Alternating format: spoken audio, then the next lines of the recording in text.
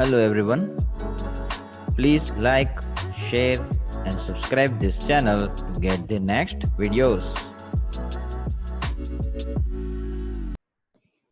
Hello students, welcome to Engineering Solution. And guys, in this video we would discuss about our next topic in entrepreneurship development, which is part 3 in unit 1. હવે આપણે entrepreneurship development એટલે કે ઉદ્યોગ સાહસિકતાના વિકાસની અંદર કે જે chapter આપણે લાસ્ટ 2 સેશન 3 સેશનથી ચાલુ છે, તો તેની અંદર હવે આપણે નેક્સ્ટ સ્ટેજ જે છે એ આપણા ટોપિક વિશે આપણે ડિસ્કશન કરવાના છીએ. તો એની અંદર આપણે ફર્સ્ટ ઓફ ઓલ તો એ જોઈ લે કે આપણે પ્રીવિયસ લેક્ચરમાં શું જોયું હતું. તો કે એની અંદર આપણે special qualities of A diploma holder as a self employer વિશે આપણે થોડીક વાતચીત કરેલી હતી કે જેની અંદર સ્વરોજગાર માટે ડિપ્લોમા એન્જિનિયરિંગની લાયકાત ધરાવનાર જે વ્યક્તિઓ હોય તો તેની પાસે કયા કયા પ્રકારની ક્વોલિટીઝ હોવી જોઈએ. તો તેની અંદર આપણે 3 ક્વોલિટી વિશે ડિસ્કશન પણ કરેલું હતું કે development of networking and personal contacts, એટલે કે નેટવર્કિંગ અને વ્યક્તિગત સંપર્કનો વિકાસ કરવો, કે જેની અંદર આપણે બેનિફિટ્સ ઓફ નેટવર્કિંગ પણ આપણે જોયું હતું. નેક્સ્ટ હવે એના પછી જોઈએ તો નેક્સ્ટ પછી એના પછી આપણે એ પણ જોયું હતું કોમ્યુનિકેશન સ્કિલ, કે તેની પાસે કોમ્યુનિકેશન સ્કિલની પણ એક ક્વોલિટી જે છે એ હોવી જોઈએ. ના હોય તો એને ડેવલપ કરવી પડશે. પછી નેક્સ્ટ આપણે જોયું હતું ટ્રાન્સફરેબલ વર્ક સ્કિલ, એટલે કે તબદીલ કરી શકાય તેવું કાર્યકારી કૌશલ્ય એ પણ એની અંદર હોવું જોઈએ. નેક્સ્ટ હવે એના પછી આવે છે ફોર્થ, એ છે કોન્ફ્લિક્ટ્સ એટલે કે સંઘર્ષ.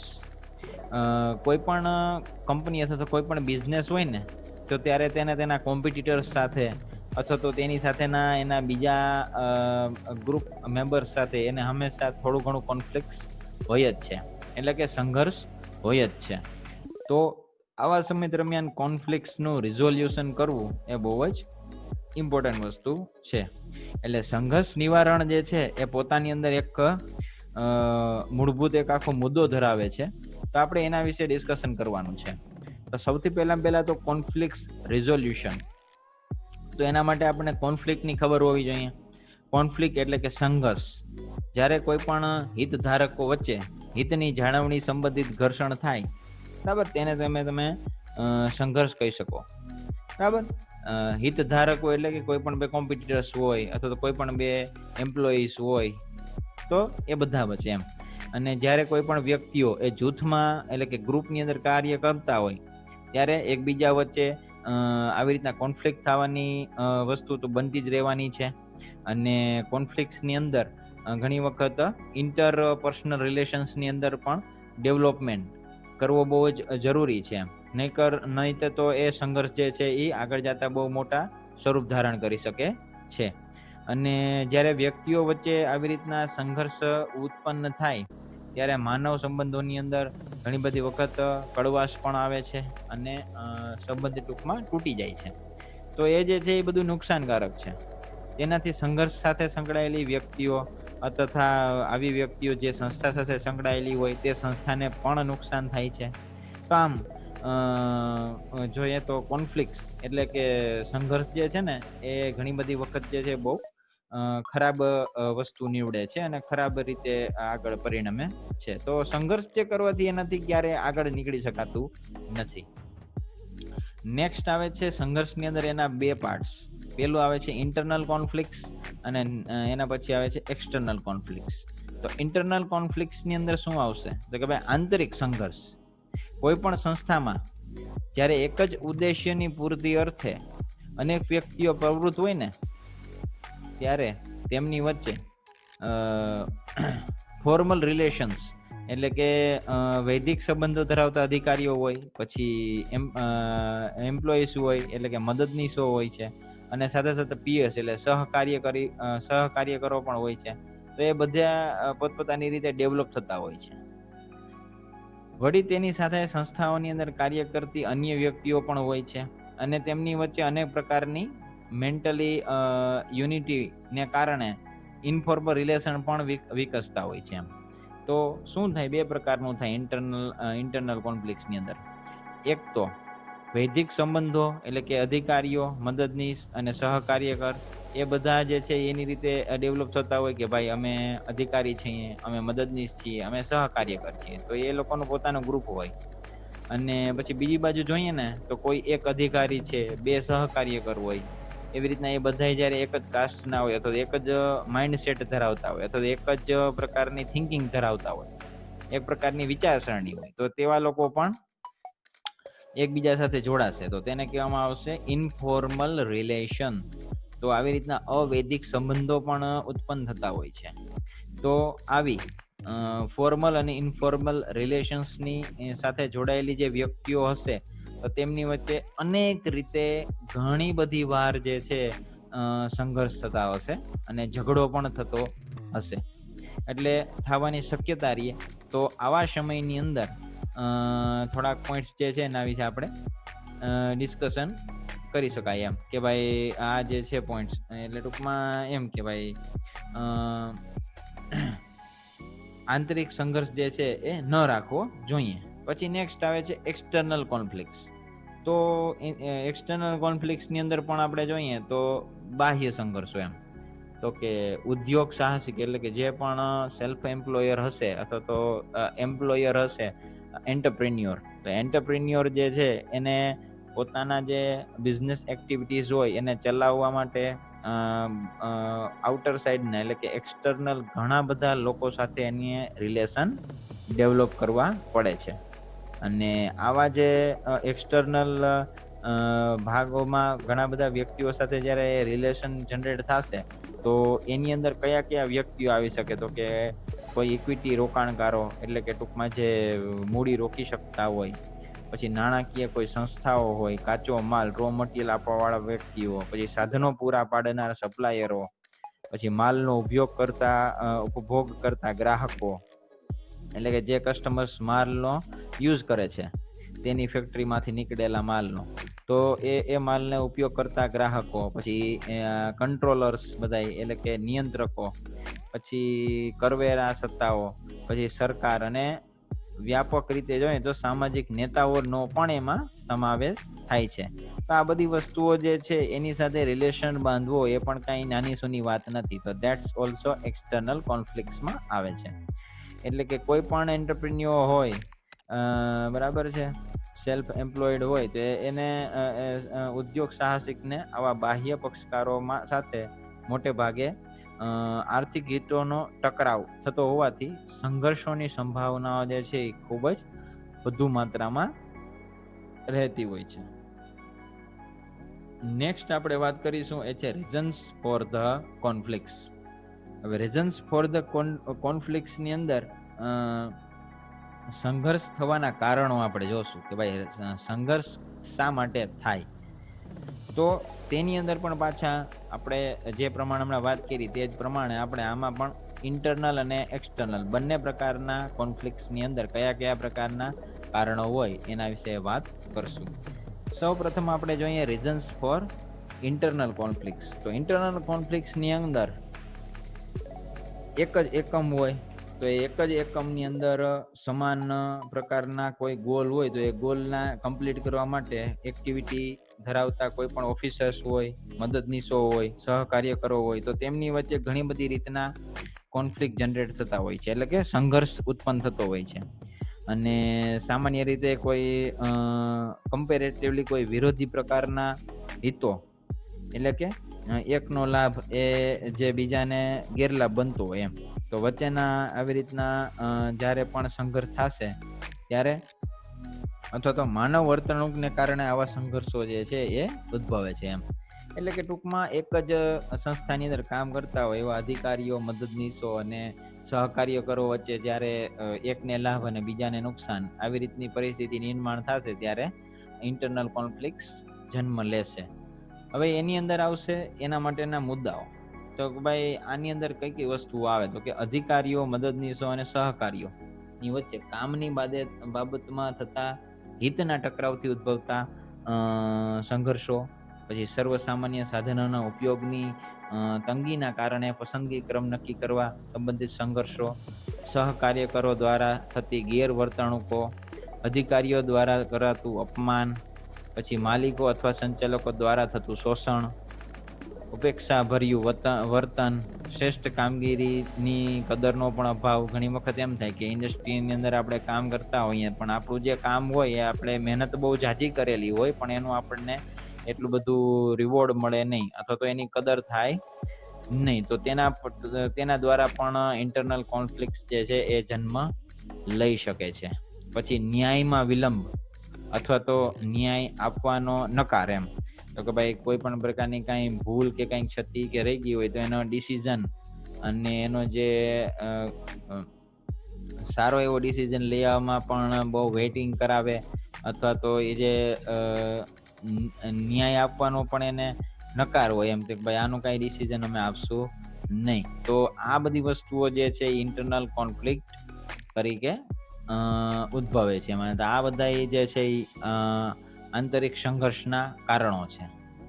નેક્સ્ટ આપણે વાત કરશું રીઝન્સ ફોર ધ કોન્ફ્લિક્ટ્સની અંદર રીઝન્સ ફોર એક્સટર્નલ કોન્ફ્લિક્ટ્સ.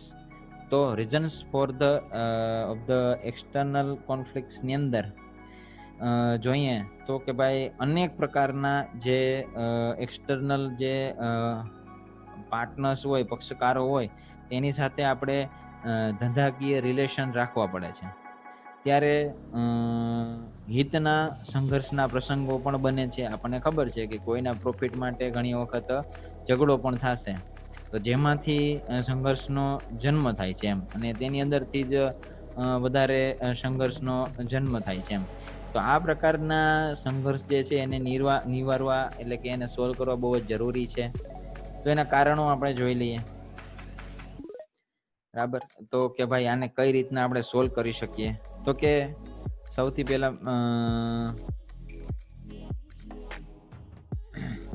બાહ્ય સંઘર્ષના કારણો એમ કે ભાઈ ઉદ્યોગ સાહસિક હોય તેને અનેક બાહ્ય પક્ષકારો સાથે સંબંધ હોય એમ, તો તેઓ વચ્ચે મેમોરેન્ડમ ઓફ અન્ડરસ્ટેન્ડિંગ પણ હોય એમ, તો અથવા તો ધારાકીય કરારોના અમલમાં જ્યારે વિક્ષેપ પડે છે ત્યારે તેનાથી સંઘર્ષ પેદા થાય છે, એવું પણ થાય છે. તો આ બધા જે છે એ રીઝન્સ છે. કયા કયા, તો કે ભાઈ પહેલું જોઈએ આપણે તો કે ભાઈ ઇક્વિટી રોકાણકારોનો નફો થતો હોવા છતાં વ્યાજબી વળતર આપવાનો અભાવ. એટલે કે પ્રોફિટ થાય છે પણ એનું જે છે એ પ્રોફિટ આપવા માટે એ લોકો તૈયાર નથી, એનો રિવોર્ડ આપવા માટે એ લોકો તૈયાર નથી. પછી કોઈ બેંક અથવા તો નાણાકીય ફાઇનાન્શિયલ જે ઓર્ગેનાઇઝેશન હોય તો એની પાસેથી લીધેલી લોન પરના વ્યાજ અને લોન પરતના નિયત કરાયેલા હપ્તાઓની ચુકવણીમાં એરર આવે એટલે કે ક્ષતિ આવે, તો આ પણ જે છે એક્સટર્નલ કોન્ફ્લિક્ટ થઈ શકે. પછી લેણદારોને નિયત કરાયેલી મુદતમાં નાણાં ચુકવણીમાં થતો વિલંબ, આ પણ એક્સટર્નલ કોન્ફ્લિક્ટમાં આવે. પછી નિયંત્રકોએ લાદેલા નિયંત્રણોમાં પાલનમાં ઉપેક્ષા, પછી કરવેરા સત્તાઓને નિયત સમયમાં કર ભરવામાં થતી ચૂક, પછી સરકારી નિયમોના પાલનમાં થતી એરર, ક્ષતિ. તો આ બધાય તમે જોશો ને તો તમને આમ ધ્યાનમાં આવશે એમ કે ભાઈ ઘણી બધી વખત પરિસ્થિતિ એવી હોય કે બાહ્ય જે કાંઈ પણ લોકો હોય એને આપણે એની સાથે ઈચ્છતા ના હોય કે સમય લાગે, પણ થોડો ઘણો છતાં પણ કંઈક એવી પરિસ્થિતિના હિસાબે એમાં વેઇટ કરાવડાવવું પડે. તો તેવા સમયમાં એ લોકોને સાથે આપણો સંઘર્ષ પણ થઈ શકે એમ કે ભાઈ કેમ સમયે તમે પૈસા આપ્યા નહીં, હવે તમને પૈસા મળશે નહીં. આવું પણ લેણદારો નેક્સ્ટ ટાઈમ માટે કહી શકે છે, બેંક કહી શકે છે, બરાબર છે, ફાઇનાન્શિયલ સેક્ટર્સ કહી શકે છે, ઓર્ગેનાઇઝેશન્સ કહી શકે, બરાબર ને. પછી ઊંચી કિંમત અથવા તો ખરાબ પેદાશ એ ગ્રાહકોને પધરાવીને તેઓનું થતું શોષણ, તો આ પણ એક્સટર્નલ કોન્ફ્લિક્ટ છે કે જો એવું ક્યાંય ખ્યાલમાં આવે તો એ પણ આખી પ્રોડક્ટિવિટી માટે નુકસાનકારક છે, બરાબર. તો આ બધી વસ્તુઓ, પછી સરકારી નિયમોના પાલનમાં થતી ક્ષતિ, તો આ પણ એક્સટર્નલ કોન્ફ્લિક્ટમાં જ આવશે. જ્યારે કોઈ પણ વ્યક્તિ અથવા તો સંસ્થા સાથે અન્ય પક્ષકારોને સંઘર્ષ થાય છે ને, તેનાથી વિવાદ અને ધૃણાની લાગણી પેદા થાય છે, અને સંઘર્ષને કારણે સંબંધિત પક્ષકારોને તથા વ્યાપક રીતે સમાજ અને દેશને પણ નુકસાન થાય છે. આથી સંઘર્ષની પરિસ્થિતિ પેદા થતાં તેનું નિવારણ કરવું એ બહુ જ જરૂરી છે. ઓકે, હવે આપણે નેક્સ્ટ એના પછી જોશું કે આ કોન્ફ્લિક્ટ જે છે એ કોન્ફ્લિક્ટ્સનું આપણે રિઝોલ્યુશન કઈ રીતના કરશું એમ. એના માટેની આપણે કઈ કઈ મેથડ્સ વાપરશું તો એના ઉપર આપણે થોડુંક વાત કરીએ. તો કોન્ફ્લિક્ટ રિઝોલ્યુશન મેથડ એટલે કે આ જે સંઘર્ષ જે છે એની નિવારણ કરવા માટેની થોડીક પદ્ધતિઓ વિશે જોઈશું. તેમાં આવે રીઝન્સ ફોર ઇન્ટરનલ કોન્ફ્લિક્ટ. તો કે ભાઈ ઇન્ટરનલ આંતરિક સંઘર્ષ હોય તો એને સોલ્વ કરવા માટે આપણે શું કરવું પડશે?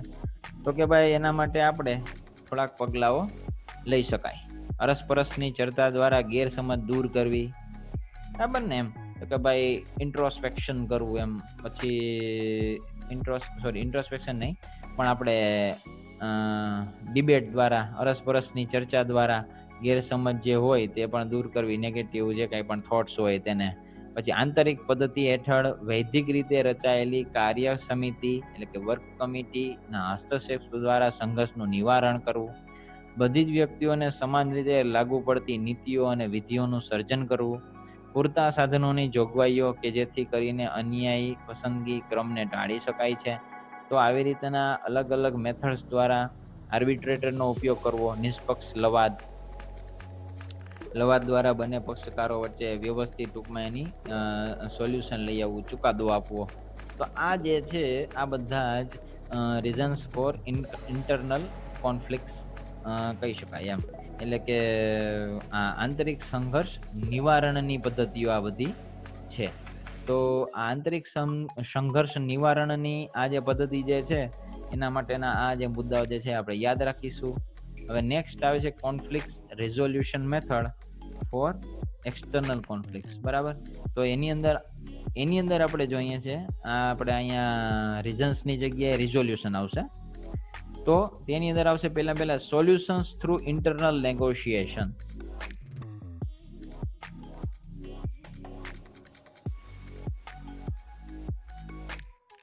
સોલ્યુશન થ્રુ ઇન્ટરનલ નેગોશિએશન એટલે કે આંતરિક વાટાઘાટો દ્વારા નિવારણ.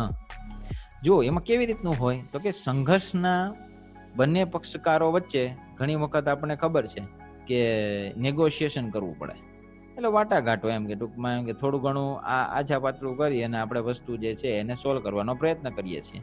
તો એ નેગોશિએશન કરી અને બિન વિવાદાસ્પદ અને વિવાદાસ્પદ બાબતો બંને વસ્તુ નક્કી કરી લેવી જોઈએ. અને આ પૈકી જે કંઈ પણ વિવાદાસ્પદ વિગતો માટે મધ્યમ માર્ગ અપનાવી અને સંઘર્ષનું નિવારણ કરવું જોઈએ. અને એને કારણે લડી લેવા કરતા સમાધાન કરવું ને એ બહુ સારામાં સારી વસ્તુ છે. નેક્સ્ટ આવે છે external consultant as a middleman એટલે કે બાહ્ય સલાહકારની મધ્યસ્થી, એટલે કે કોઈ એક અન્ય વ્યક્તિ લેવામાં આવે એમ. તો કે બંને પક્ષકારોને માન્ય હોય ને એવો એક બાહ્ય નિષ્પક્ષ વ્યક્તિ અથવા તો વ્યક્તિનું એક આખું ગ્રુપ, બરાબર ને? એમ એક આખું ગ્રુપ જે છે ને એના દ્વારા સમાધાનના પ્રયત્નો કરવામાં આવે. અને આ પ્રકારની પ્રક્રિયાથી કેટલીક ગેરસમજ હોય તે પણ દૂર થાય છે. અને સંઘર્ષ નિવારણમાં જે કંઈ પણ જે એક્સપર્ટ્સ હશે તો એ નિષ્પક્ષ સલાહકારો ઘણીવાર આ વિવાદને શાંતિથી ઉકેલ પણ લઈ આવી શકે. એના પછી જોઈએ આપણે બાય અપોઇન્ટમેન્ટ ઓફ આર્બિટ્રેટર એટલે કે લવાદની નિમણૂક દ્વારા. હવે આર્બિટ્રેટર જે છે ને એ બંને પક્ષકારોને મંજૂર હોય એવી એક બાહ્ય વ્યક્તિ હોય અને એનું સિલેક્શન કરવામાં આવે. અને આવો જે લવાદી હોય એ મરજિયાત રીતે છે, એવું કાંઈ જરૂરી નથી, પણ અથવા તો ધારાકીય રીતે પણ એ નિમાય જ્યારે આ વાત જે છે એ લો એન્ડ ઓર્ડરમાં આવે, બરાબર? એટલે કે જો એ સરકારીમાં આવતી હશે તો લવાદ જે છે એ અલગ અલગ રીતે બંને પક્ષને સાંભળ્યા પછી પોતાની રીતે ચુકાદો આપે છે જે બંને પક્ષને બંધન કરતા હોય છે. પછી લવાદી પ્રથા ધારાકીય પ્રથા જેટલી ખર્ચાળ હોતી નથી, એ આપણે ખાસ ધ્યાનમાં રાખીએ. વળી તેનાથી બંને પક્ષકારો વચ્ચે સુખદ ઉકેલ આવતા તેમની વચ્ચેના સારા સંબંધો જળવાઈ પણ રહે છે. ઓકે, હવે આવે એના પછી આવે લેજિસ્લેટિવ સોલ્યુશન, એટલે કે ધારાકીય ઉકેલ. ધારાકીય ઉકેલમાં સંઘર્ષના બંને પક્ષકારો અદાલતનો ઉપયોગ કરે છે, એનો સહારો લે છે. અને અદાલતની પ્રક્રિયા ઘણી બધી કોસ્ટલી હોય. આપણને ખબર છે કે આપણે જો અદાલતમાં કોઈ પણ કેસ માટે જઈએ છીએ તો એ વસ્તુ જે છે એ બહુ જ કોસ્ટલી પડે છે. તો ન્યાયમાં પણ વિલંબ વેઇટ થાય, ઘણો બધો આપણે વેઇટ કરવો પડે છે. અને આ ઉપરાંત કોર્ટનો જે કાંઈ પણ ડિસિઝન આવે, બરાબર, તો એ હાર જીતનો ફેસલો હોય.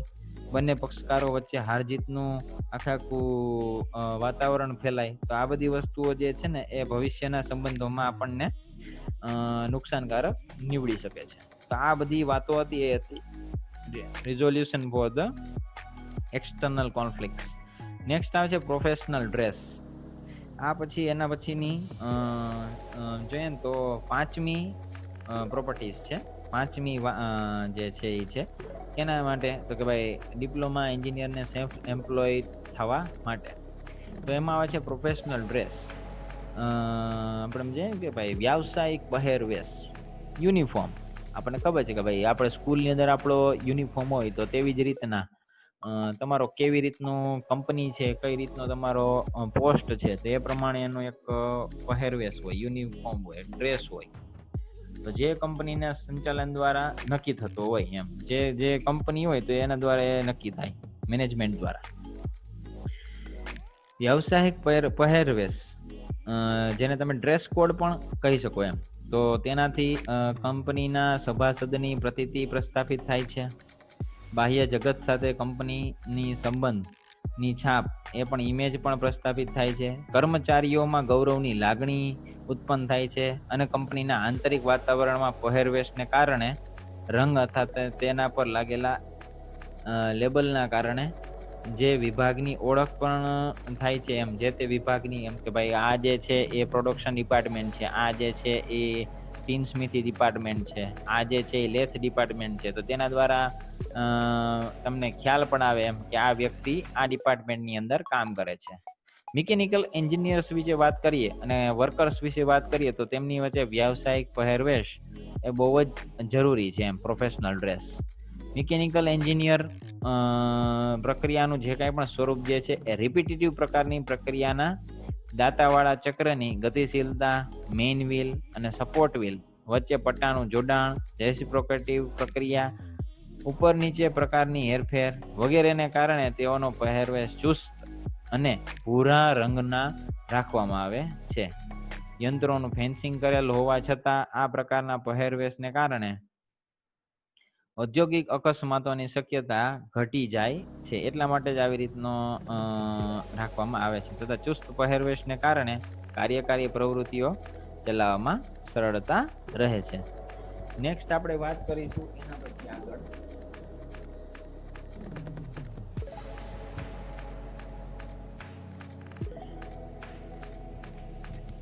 આ જે વ્યાવસાયિક પહેરવેશ જે છે એ શા માટે આવશ્યક છે, એના માટેના શું કારણો છે. તો એ વ્યાવસાયિક પહેરવેશ થી વ્યક્તિ અને કંપનીની ઓળખ થાય. વિવિધ રંગો અને લોગો હોય તો તેનાથી વ્યક્તિનો દરજ્જો સ્પેસિફાય થાય, એમ કે પોતે કયા પોસ્ટ ઉપર છે, તો પોતે કોણ છે, કયા ડિપાર્ટમેન્ટમાં છે. સ્પેશિયલ પ્રકારના જે કાંઈ પણ ડ્રેસ હશે તો એ ચુસ્ત પહેરવેશ દ્વારા કારીગરને કામ કરવામાં પણ અનુકૂળતા રહે.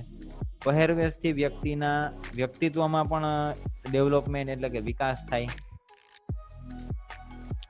જો પહેરવેશ કારખાના વિસ્તારની બહાર પહેરવામાં આવે ત્યારે બાહ્ય જગત ઉપર પણ કંપનીની એક આખી બ્રાન્ડ બિલ્ડિંગ થશે, શાખા ઉદ્ભવશે. પછી કંપની દ્વારા પહેરવેશ એ મોટા જથ્થામાં તૈયાર કરાતો હોવાથી અલગ અલગ રીતે તૈયાર કરાતા પહેરવેશ કરતા તે સસ્તી કિંમતે પણ તૈયાર કરી શકાય છે. વ્યાવસાયિક પહેરવેશ કેટલાક લોકો પસંદ કરતા નથી. આ પ્રોફેશનલ ડ્રેસ જે છે એ ઘણાને ગમતો નથી. એમ તેમની નાપસંદગીના કારણો પણ જરૂરી કંઈક એવા હોય છે. કેવા તો કે જેઓ સામાન્ય રીતે વિવિધ પ્રકારના પહેરવેશના શોખીન હોય તો તેમને આ ન ગમે. પછી ડ્રેસ કોડ કંપનીમાં આવ્યા પછી પહેરવાનો હોય તો તે માટે તેઓએ બીજો ડ્રેસ નિભાવવો પડે છે અને તેને લોકરમાં સંભાળવો પડે, તો એ પણ એને કદાચ ન ગમતું હોય.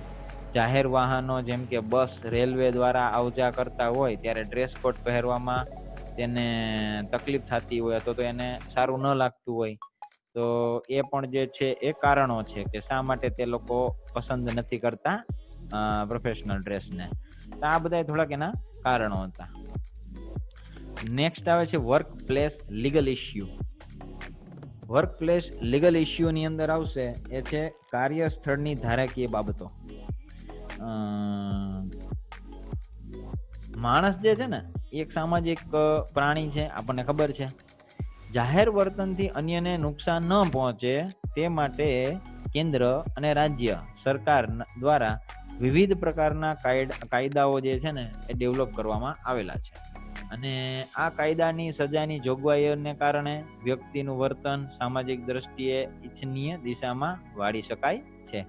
જ્યારે વ્યક્તિ કોઈ કંપનીમાં કર્મચારી તરીકે કાર્ય કરે છે ને, ત્યારે સામાજિક ન્યાયના ભાગરૂપે કારીગરો અને કર્મચારીઓના કલ્યાણ માટે કેટલાક કાયદાઓ ઘડવામાં આવે છે, જેને ઔદ્યોગિક કારખાના અને મજૂર કાયદાઓ તરીકે પણ ઓળખવામાં આવે છે. તો આવી રીતના આ જે છે એક વર્ક પ્લેસ લીગલ ઇસ્યુ જે છે, એટલે કે કાર્યસ્થળની ધારાકીય બાબતો જે છે એની અલગ અલગ બાબતો અહીંયા સમજાવવામાં આવેલી છે. કાર્યસ્થળે માલિક દ્વારા આ કાયદાઓની જોગવાઈઓનું યોગ્ય રીતે પાલન ન થાય ત્યારે તેમાં પણ ફોજદારી, ક્રિમિનલ અને દીવાની એટલે કે સિવિલ પ્રકારની સજાઓની જોગવાઈઓ પણ કરવામાં આવે. ફોજદારી ગુના માટે જેલની સજા અથવા તો દીવાની ગુનાઓ માટે નાણાકીય દંડ અથવા તો ગમે તે પ્રકારની સજા પણ થઈ શકે છે. કંપની પોતાની આંતરિક શિસ્ત માટે પણ કેટલાક નીતિ નિયમો ઘડે છે. ઉચ્ચ સંચાલન દ્વારા ઘડાયેલા આ નિયમોનું દરેક કર્મચારીએ પાલન કરવાનું રહે છે, નિયમિત રૂપે પાછું. બરાબર. તો આવી રીતના કંપનીના પોતાના નિયમ પણ હોય છે, એના આખા રૂલ્સ રેગ્યુલેશન્સ પણ હોય છે. તો એને આપણે ખાસ જોવા જરૂરી છે. નેક્સ્ટ હવે આના પછી આપણે વાત કરશું એ છે વર્ક એથિક્સ, એટલે કે કાર્યલક્ષી નીતિમત્તા. કાર્યલક્ષી નીતિમત્તાની અંદર આપણે જોઈએ તો એમાં એવું આવશે કે વ્યક્તિ કે વ્યક્તિ જૂથનું અન્ય વ્યક્તિ, સંસ્થા કે વ્યાપક સમાજ પ્રત્યેનું ઈચ્છનીય વર્તન. વ્યક્તિ કે વ્યક્તિ જૂથનું અન્ય વ્યક્તિ, સંસ્થા કે વ્યાપક સમાજ પ્રત્યેનું ઈચ્છનીય વર્તન. બરાબર. તો એ જે છે એ વર્ક એથિક્સ તરીકે ઓળખાશે. તો આ વર્ક એથિક્સ ની અંદર આપણે આમ જોઈએ તો વેબસ્ટર ડિક્શનરી દ્વારા એવું કહેવામાં આવે છે કે નીતિમત્તાનો સંબંધ શું સારું કે શું ખોટું તેની સાથે છે, અને તેનો સંબંધ નૈતિક ફરજ અને ઉપકાર સાથે છે. એટલે કે નીતિમત્તાનો સંબંધ જે છે, બરાબર, work ethics relation is with what is right and what is wrong, and also it's a relation with the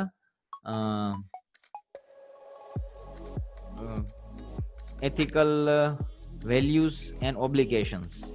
એની સાથે પણ તેનો સંબંધ છે એમ. પછી કાર્ટર મેકનામારા કરીને પણ જે છે એક વ્યક્તિ, એ પણ એમ કહે છે કે ધંધાકીય નીતિમત્તા એટલે કાર્યસ્થળે કાર્ય કરતી વખતે શું સારું અને શું ખોટું તે પૈકી પેદાશ અથવા તો સેવા સંબંધિત હિતધારકો માટે સારું શું છે તેની સાથે સંબંધ ધરાવે છે. હવે ક્લાસિફિકેશન ઓફ એથિક્સ ની અંદર આપણે વાત કરીએ તો નીતિમત્તાનું વર્ગીકરણ એમ. તો ક્લાસિફિકેશન ઓફ એથિક્સ ની અંદર આપણે જોઈએ તેમાં આવશે પર્સનલ વર્ક એથિક્સ. તો પર્સનલ વર્ક એથિક્સ ની અંદર આપણે વાત કરીશું પર્સનલ એથિક્સ, તો જે સ્વયં દ્વારા લાદવામાં આવેલી સ્વશિસ્ત એમ. Self discipline which is held by self, બરાબર, સ્વયં દ્વારા લેવામાં આવેલી હોય એમ. પછી વ્યાવસાયિક નીતિમત્તા પછી આવશે એટલે કે રિલેશન,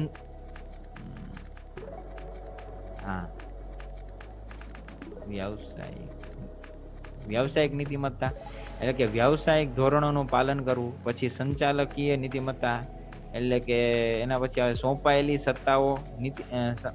સોંપાયેલી સત્તાનો નીતિમય ઉપયોગ. તો આવી રીતના આ પણ જે છે એ ક્લાસિફિકેશન ઓફ એથિક્સ છે. નેક્સ્ટ વર્ક એથિક્સ ની અંદર આપણે આગળ લાસ્ટ ટોપિક જોશું એ છે કે ધંધાકીય નીતિમત્તા એટલે કે બિઝનેસ એથિક્સ. તો એની અંદર શું આવશે? મેનેજરિયલ મિસચીવ્સ અને મોરલ હઝાર્ડ્સ બંને વસ્તુઓ આવશે. સંચાલનની વિકૃતિ અને નૈતિક જોખમો.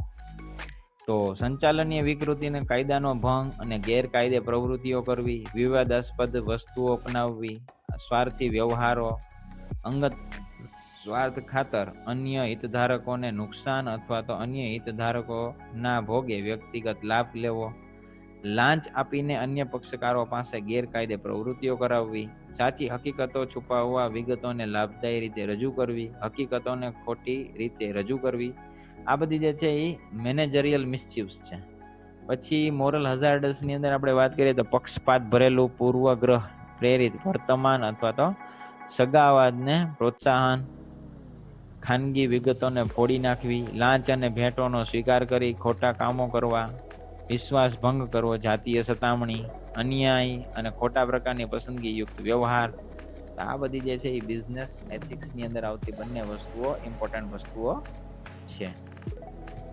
ઓકે, તો આપણે અત્યારે આ ચેપ્ટર જે છે એ અહીંયા આપણે પૂરું કરીએ છીએ અને નેક્સ્ટ આપણે યુનિટ 1 ની અંદર ચેપ્ટર 4 ની અંદર આપણે જોશું વોટ ઇઝ પ્રોડક્ટિવિટી અને એના વિશે ડિસ્કશન કરશું. તમને કાંઈ પણ ક્વેશ્ચન્સ હોય, કાંઈ ક્વેરી હોય તો ખાસ તમે કોમેન્ટ બોક્સની અંદર લખી અને પૂછી શકો છો. Thank you very much.